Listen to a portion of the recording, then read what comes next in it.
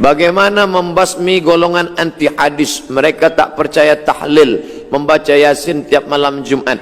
Orang yang tidak percaya ini, melawannya kita terus amalkan. Tidak ada tuh baca Yasin malam Jumat, kita terus sampai dia letih, lelah, mati. Man qara'a Yasin fi lailatin, sesiapa yang membaca Yasin pada suatu malam, asbaha maghfuran lah, waktu subuhnya dosanya sudah diampunkan Allah. Buka tafsir Ibnu Katsir, namanya tafsir Al-Quranil Azim, yang ditulis Imam Abul Fida Ismail Ibnu Katsir dalam muqaddimah surah Yasin. Di situ dia tuliskan, man qara'a Yasin fi lailatin, sesiapa yang membaca Yasin pada suatu malam, asbaha maghfuran lah, pada waktu subuh dia sudah diampunkan Allah. Kami ikut majlis Sayyid Usamah Mansi Al-Hasani Al-Maliki, murid langsung dari Habib Sayyid Muhammad bin Alawi bin Abbas Al-Hasani Al-Maliki di Makkah Al-Mukarramah. Anaknya memberikan ijazah kepada saya, Sayyid Ahmad bin Muhammad bin Alawi bin Abbas Al-Hasani Al-Maliki. Abdul Somad, aku ijazahkan pada engkau membaca surah Yasin tiap malam. Dia suruh baca Yasin tiap malam. Jadi sebaiknya Yasin itu dibaca tiap malam. Ulama yang datang ke negeri Melayu dulu tahu orang Melayu pergi ke laut, pergi bertanam padi, pergi mencari ikan. Susah kalau tiap malam. Dia suruh kalau tak sanggup tiap malam, malam Jumat sajalah. Tiap malam pun tak sanggup, inna lillah wa inna ilaihi raji'un. Malam Jumat sekali saja. Kenapa mesti malam Jumat? Sayyidul ayyam, induk dari segala hari.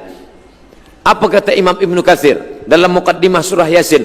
La tuqra'u fi amrin asirin, kalau dibacakan pada perkara yang susah, illa yassarahullah, maka Allah memudahkannya. Susah punya anak, baca Yasin. Lepas baca Yasin, ya Allah, aku bertawassul kepada engkau barokat berkat surah Yasin ini. Susah menemukan jodoh, baca lagi. Bagi yang belum menikah, yang sudahnya baca lagi.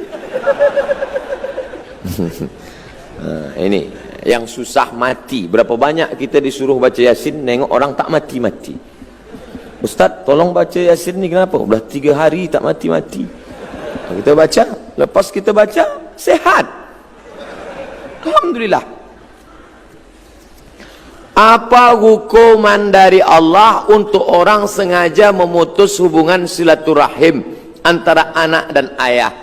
Ini orang anak, ini ada ayah, tapi dia putuskan hubungan orang ini sehingga si anak tak mengenal ayah. Maka dalam Islam tidak boleh memakai bin. Ud'uhum li'abaihim, pakailah mereka dengan nama bapa mereka. Zaid bin Muhammad, Zaid bin Muhammad, turun ayat, maka Muhammadun aba ahadim mir rijalikum, Muhammad bukan bapak kamu, walakin Rasulullah, tapi dia adalah Rasul Allah, wa khataman nabiyyin, penutup para nabi.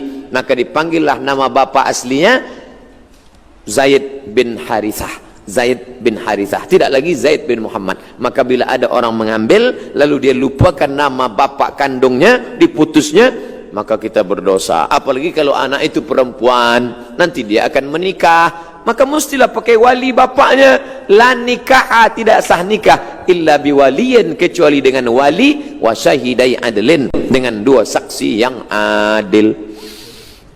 Apa amalan-amalan yang patut dibuat, amalkan di akhir zaman ini, Ustadz? Tidak ada amal yang paling afdal dilaksanakan di akhir zaman ini selain daripada zikir. Karena yang paling banyak melalaikan kita, Twitter, BBM, WhatsApp, FB, Twitter, browsing, launching, surfing, macam-macam, membuat kita lalai daripada Allah SWT. Maka berzikir. Ya Rasulullah, ayul a'mal khairun, apa amal yang paling baik ya Rasulullah? Di antara amal-amal yang banyak ni, apa amal yang paling baik? Apa kata Rasulullah? Antufariqad dunya, kau mati meninggalkan dunia. Walisanuka ratbun, lidahmu dalam keadaan basah. Bizikrillah, berzikir dengan Allah. Inilah yang saya bingung sampai hari ini, Ustaz. Kenapa? Ustaz Anu kata zikir paling elok subhanallah. Ustaz ini kata zikir paling baik Allah Allah. Ustaz ini kata zikir paling bagus astaghfirullah. Ustaz ini pula berkata zikir yang paling eloknya astaghfirullah. Lalu satu pun belum saya amalkan. Pilihlah salah satu.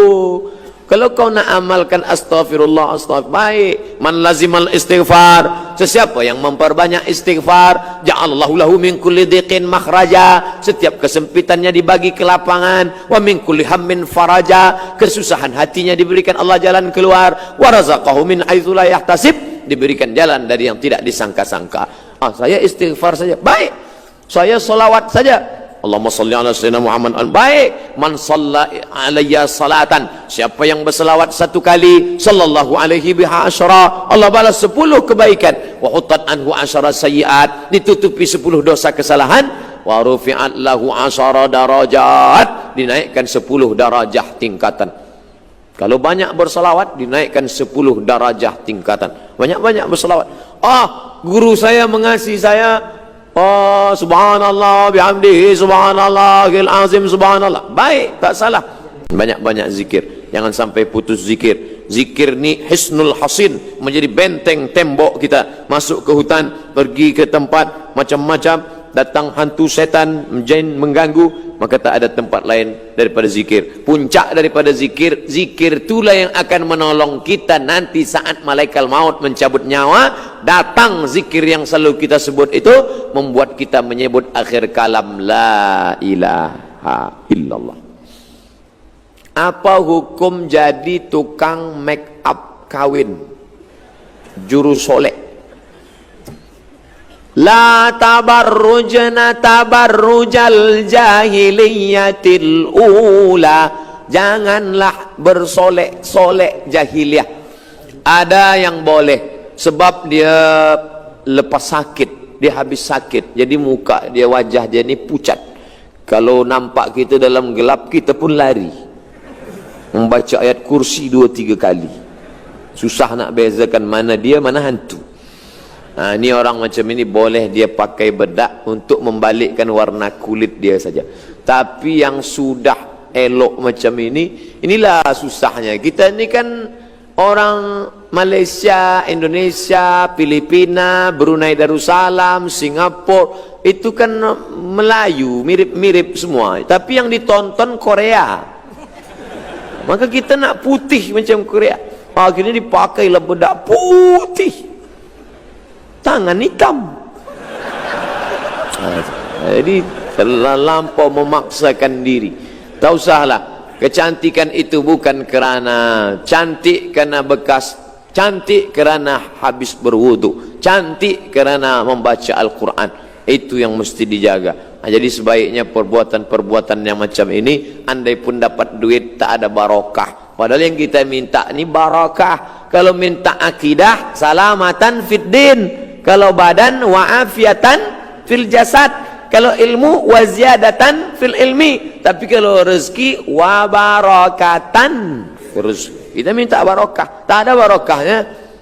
Duit itu tak ada barokahnya. Duit apa? Duit hantu dimakan setan. Ustaz Somad, semoga Allah merahmati Ustaz Syahrul Arifin. Amin. Macam mana kita mengenal Allah 100% ibarat tidak kurang tak lebih, boleh menjurus atau khusyuk mengerjakan solat. Bagaimana kita mengenal Allah?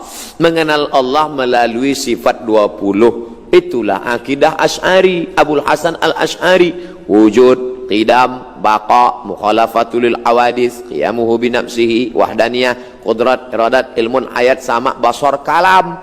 Makanya dulu ulama membuatkan sifat 50, 20 sifat wajib, tambah sifat mustahil, tambah sifat jaiz, tambah sifat nabi, tambah mustahil bagi nabi. Itu ulama Ahlus Sunnah wal Jamaah, supaya mengajarkan dia, karena Allah tidak berupa. Kalau dipejamkan mata nampak hitam, putih, merah, hijau, kelabu, itu bukan Allah. Walam yakul lahu kufuwan ahad. Dari mana dia tahu? Mukhalafatuhu lil hawadis. Banyak-banyak laksanakan beriman, beramal, berilmu, makan halal, Allah yang menurunkan khusyuk. Khusyuk itu bukan dari kita, dari Allah. Tapi yang menyiapkan cawannya kita, yang menyiapkan gelasnya kita. Kita siapkan dengan ilmu, Allah yang menurunkan. Walladzi anzalas sakinata fi qulubil mu'minin. Dia yang menurunkan sakinah, khusyuk ke dalam hati orang beriman.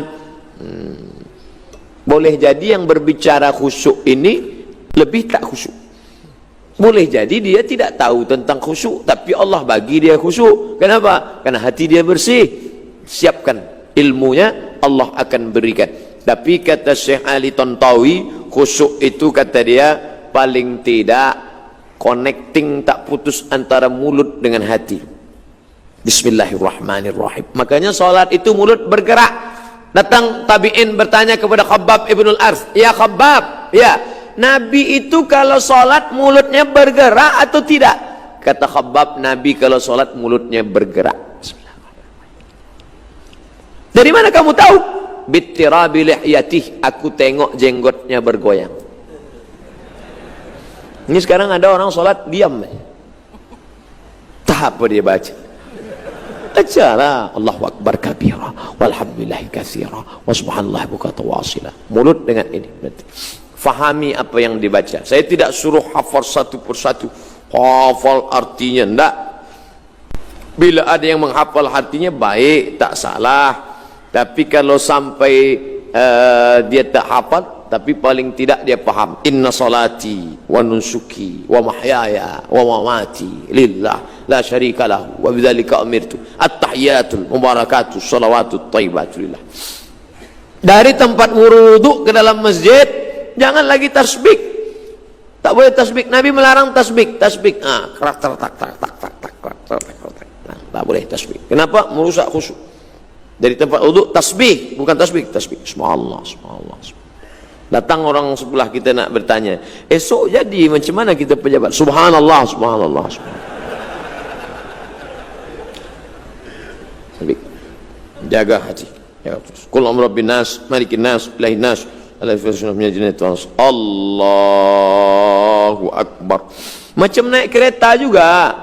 Kadang-kadang udah agak-agak lari ke tepi, naikkan balik. Naikkan balik. Harus sentiasa waspada, harus sentiasa. Begitulah khusyuk itu dari awal sampai akhir. Selepas salat tetap juga kita khusyuk. Selepas salat tetap zikir, tak pernah putus. Ini itulah mengapa dibuat tulisan-tulisan Arab, tasbih di tepi rumah, di tepi jalan. Supaya apa? Mata melihat, telinga mendengar. Inna sam'a, telinga mendengar. Wal basar, mata memandang. Wal fuad, berpikir, merenung. Ini tiga ni tak boleh putus. Telinga mendengar, mata melihat, hati merenung. Ini masuk dari telinga ke hati, masuk dari mata ke hati. Maka melihat tulisan-tulisan cantik ini, Masya Allah, la haula wa la quwwata illa billah. Apa bacaannya? Entah, tak tahu. Fahiya ilal alqani fahum muqmahun waja'alna min baini aydihim saddan wa min khalfihim saddan fa aghshaynahum fahum la yubsirun. Surat Yasin.